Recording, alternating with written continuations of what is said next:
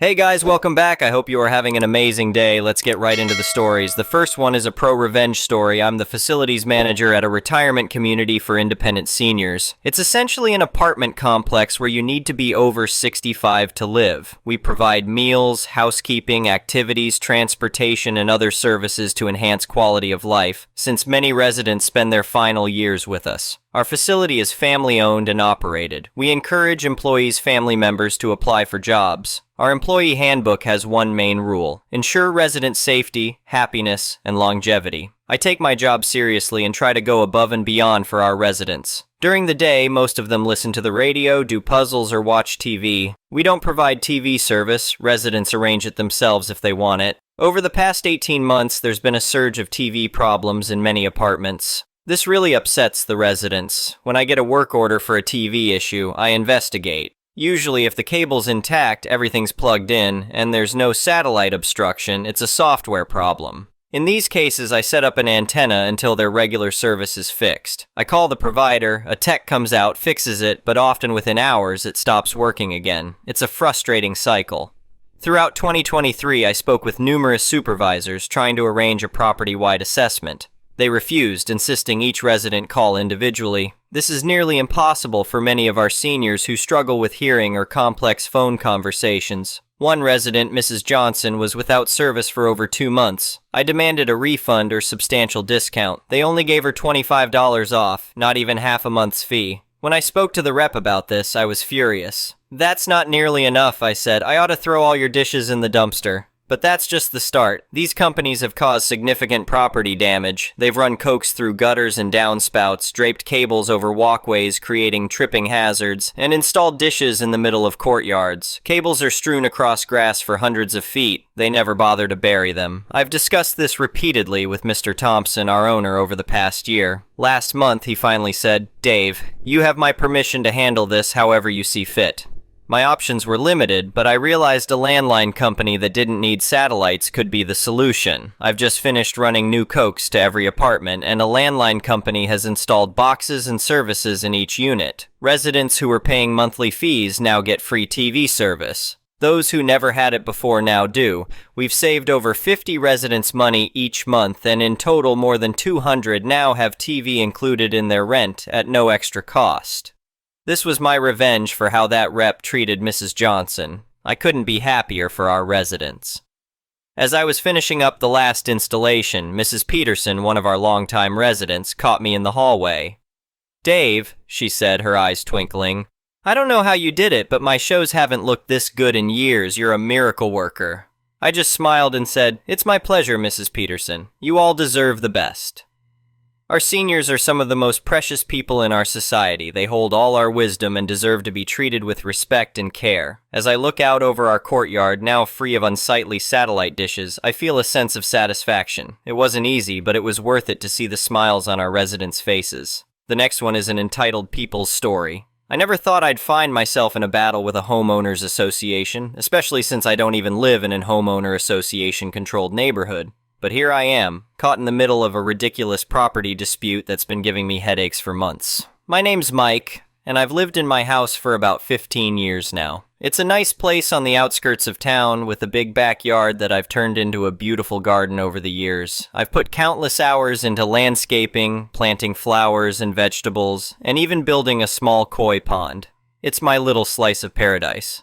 The trouble started when a new housing development sprung up right next to my property line. At first, I didn't think much of it. Sure, I wasn't thrilled about losing some of my privacy, but that's just how it goes sometimes. What I didn't expect was the absolute nightmare that would follow. About 6 months after the new houses were built, I got a knock on my door. Standing there was a middle-aged man in a polo shirt and khakis, looking like he'd just stepped out of a country club brochure. He introduced himself as Richard, the chairman of the new neighborhood's homeowner association. "Good afternoon," he said with a smile that didn't quite reach his eyes.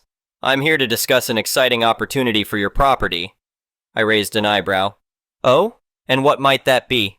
Richard launched into a spiel about community spirit and shared resources, talking a mile a minute. It took me a few minutes to realize what he was actually proposing. Wait, I interrupted. "Are you saying you want to build your homeowner association clubhouse in my backyard?" He nodded enthusiastically. Exactly. Your property is perfectly situated. It would be a wonderful addition to our community. I couldn't believe what I was hearing. But I don't even live in your neighborhood, I pointed out. This is my private property. Richard waved his hand dismissively. Oh, that's just a technicality. We're all neighbors here, aren't we? Think of the benefits. You'd have access to all our amenities. I tried to let him down gently. I appreciate the offer, but I'm not interested. I like my garden the way it is. His smile faltered for a moment, but he quickly recovered. Well, why don't you think about it? I'll leave you some information. He handed me a folder stuffed with glossy brochures before heading back to his car. I thought that would be the end of it, but boy was I wrong. Over the next few weeks, I got daily visits from various homeowner association members, all trying to convince me to give up my garden. They offered everything from money to free landscaping services, but I stood my ground. Things took a turn for the worse when Richard showed up again, this time with a group of people he introduced as the Homeowner Association Board. Their friendly facade had disappeared, replaced by stern looks and crossed arms. "Mr. Thompson," Richard said, his voice cold. "We've been more than patient with you. It's time you understood that this clubhouse will be built, with or without your cooperation." I felt my temper rising. "Is that a threat?" One of the board members, a woman with a severe bob haircut, spoke up. "We have ways of making this happen. It would be in your best interest to comply." I'd had enough. "Get off my property," I growled, "and don't come back unless you want me to call the police." They left, but I had a sinking feeling this wasn't over. I was right. The next day, I woke up to find a crew of workers in my backyard, marking off areas with spray paint and setting up equipment. I rushed out, still in my pajamas. "What the hell do you think you're doing?" The foreman looked confused. "We're preparing the site for construction. Got the order from the homeowner association." I was livid. "I never agreed to this. You're trespassing."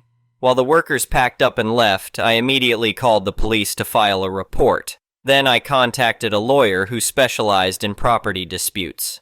It was time to fight back. The legal battle that followed was long and exhausting. The homeowner association tried every trick in the book to claim they had rights to my property. They argued that since my land was adjacent to their development, it fell under their jurisdiction. They even produced a document they claimed I had signed, giving them permission to use my land. Fortunately, my lawyer was sharp. We were able to prove that the document was a forgery, likely created using the signature I'd given on a petition that had circulated in the neighborhood a few months back. The case dragged on for months. During this time, the homeowner association didn't let up on their harassment. They sent me daily letters demanding I comply. My garden was vandalized multiple times, with plants uprooted and my koi pond drained. Each time I couldn't prove it was them, but I knew. The final straw came when they attempted to start construction again, this time in the middle of the night. I was woken up by the sound of heavy machinery at 2 a.m. When I went to confront them, Richard was there, supervising the operation. "You can't stop progress, Mike," he shouted over the noise of the bulldozer. "This clubhouse is happening whether you like it or not." I called the police immediately, and this time Richard and several board members were arrested for trespassing and attempted destruction of property. It was all caught on the security cameras I'd installed after the first incident. This event turned the tide in our legal battle. The judge was not impressed by the homeowner association's tactics, especially after seeing the video evidence of their nighttime raid. In the end, the court ruled entirely in my favor. Not only was the homeowner association barred from touching my property, but they were also ordered to pay substantial damages for the harassment and vandalism.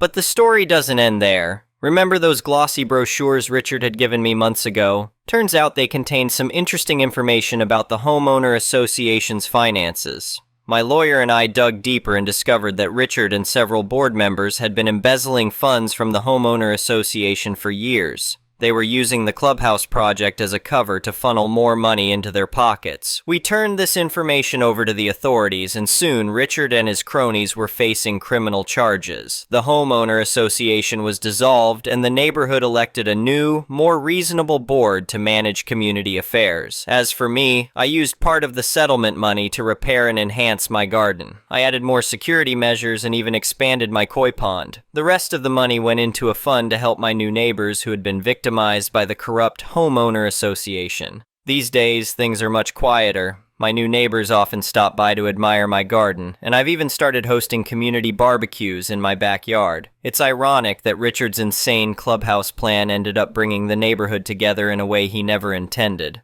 Looking back, I'm glad I stood my ground. It wasn't easy, but it was worth it to protect my home and expose the corruption that was happening right next door. If there's one thing I learned from this whole ordeal, it's that you should never be afraid to fight for what's rightfully yours, even when facing seemingly insurmountable odds. Sometimes, the little guy can win, and justice can prevail.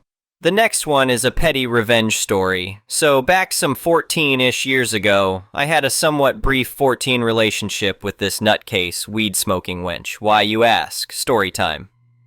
I had recently come out of a 2.5-year relationship with a teenage girlfriend. We grew apart, she moved back to her mom's, and I stayed in my apartment. Met this one on a dating site. She seemed exciting due to the weed smoking. I wanted to be adventurous, you know? She moved in with me really fast, maybe 3 months in, dumbest decision ever on my part. She was controlling, jealous, and generally a lazy slob. I tried breaking up with her numerous times, but she'd scream, cry, beg, and keep at it for hours until I just wanted her to shut the hell up and agreed to give her another chance. This was back when iPhone 4s had recently hit the market, and as one day we were at the mall, I had a look at said phone. Salesman gave me a good deal, so I decided to purchase my first smartphone. Unfortunately, I didn't have my ID with me, but she did, so she signed the papers for the service subscription and financing, although with my name, info, and payment details on it. When I finally did manage to kick her out, she had that spectacular idea to demand that I give her back her phone. She figured that since her name was on the papers, it was her phone. Guess again, I can prove every single payment ever made, you're not entitled to anything. But I played along since it meant she would meet up with me, and I could press her on all the stuff she stole from me when she moved out. We met at a busy intersection, cars, bicycles, pedestrians, all that. Turned out she had brought along a couple of simps to threaten me if it didn't go as she wanted it to. It ended up with them assaulting me and me fighting them for a few minutes until a couple of the numerous witnesses intervened and they ran off. Police came, I filed a report, but that's a different story arc. She would then still insist it was her phone and said she would cancel the service subscription. Okay, since I know that her signature means her responsibility, I went and racked up a sizable phone bill by buying in-game currency in World of Tanks that I played at the time, about $400 worth of currency. I wanted to keep going, but didn't want to risk her being able to report me for fraud or theft or whatever. I canceled the payment agreement from my account, and within a few weeks I got called up by a woman from the provider asking me to pay the bill. I'm terribly sorry, but you have the wrong person. It's not my name on the agreement, so legally it's not my responsibility. A few more weeks went by and this gigachad called me up, again asking me about paying said phone bill. I gave Chad a brief explanation and I could straight hear him perk up at his desk before he simply stated, with what I am sure was a big crepe-eating grin on his face, "What you're saying is absolutely correct. I'll make sure we don't contact you anymore and that we give her a call instead. It's clearly not your responsibility to pay for her subscription. I'm terribly sorry for the inconvenience. The entitlement of some people, I never got back the stuff she stole from me, but at least I knew those $400 would be sent to collection and would likely get to sit for years and years and grow exponentially." I was just happy I was rid of her, and a couple of years later I met my girlfriend of, so far, 11 years. The next one is a malicious compliance story. I read a previous post about annoying a disgruntled neighbor with loud music, and I figured I'd share one of my own. Here we go.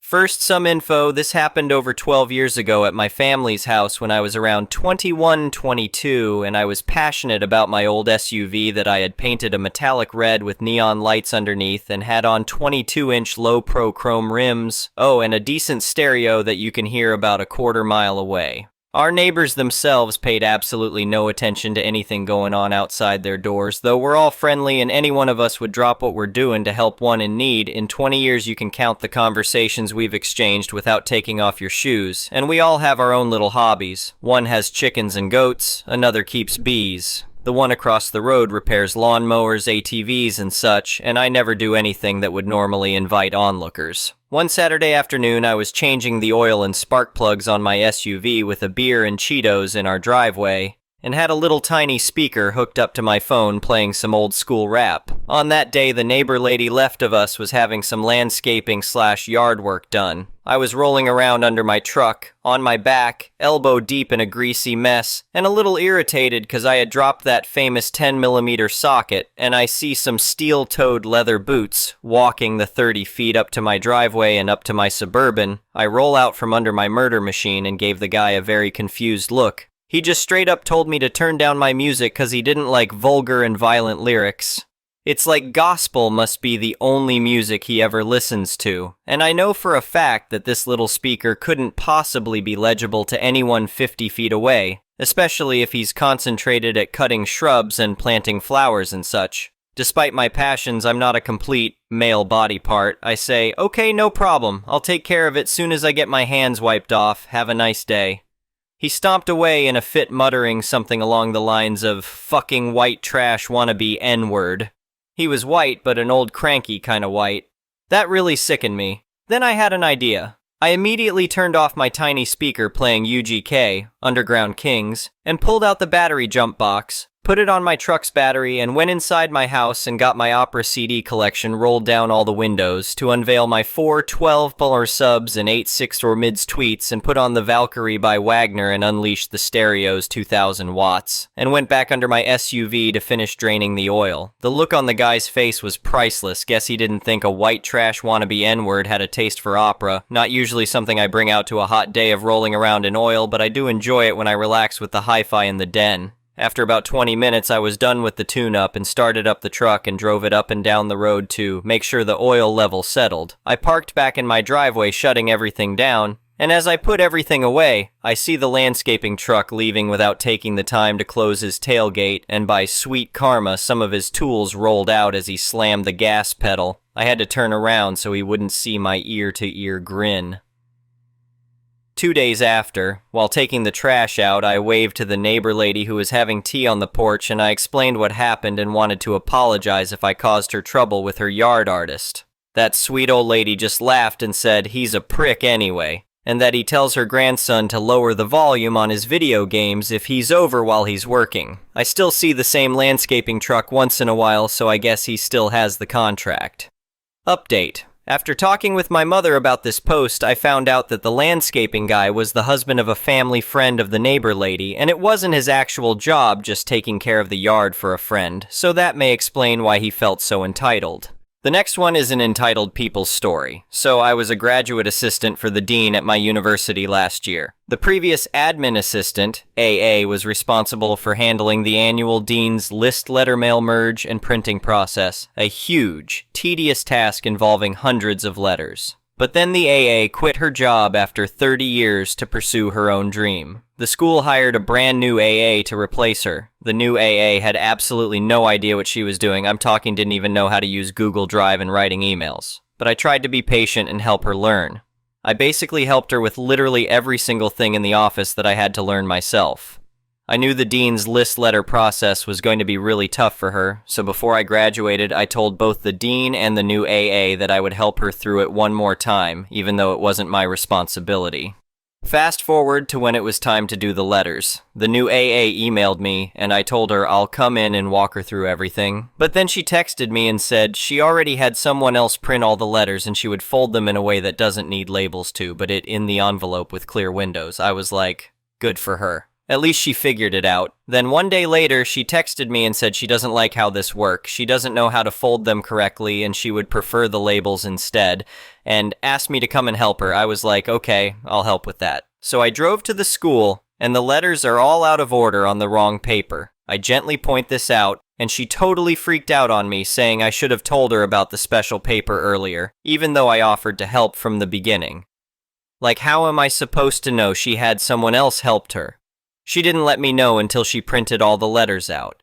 And she was like, when I told you I printed all the letters out, you should have asked me about the paper. Like, what? I assumed if she managed to have someone else to print it for her, that person should know, or at least text me, hey, I have someone help me print out the letters, are there anything I need to know? But no. She got done without me knowing and got mad at me for not telling her. Am I supposed to read her mind or something? Anyway, I end up having to print the labels twice because she didn't like the first ones. Then I help her organize everything to email the letters to the advisors. I even write out detailed instructions. The whole time I'm thinking, I really should be home studying for my MCAT. When I say I have to go after the labels printing, she got upset, saying I promised to help her stick the labels on the envelopes.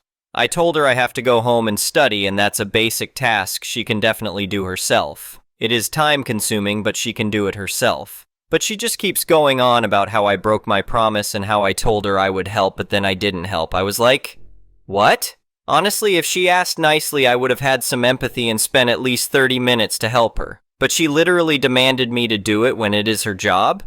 We argued and I left because I was tired of her BS. She kept cutting me off when I was trying to point out the whole thing is a mess right now, and printing out the labels is the last thing I could have done for her. She should have just asked another lady who printed the letters to help her, but she asked me who is not even working there anymore. It is not even my responsibility. I don't get paid for it. And I came all the way there to help her, wasting my time. And all I received was, hey, you told me you would help, but you don't help. I'm so frustrated. I went way above and beyond to help her, and instead of being grateful, she accuses me of not keeping my words.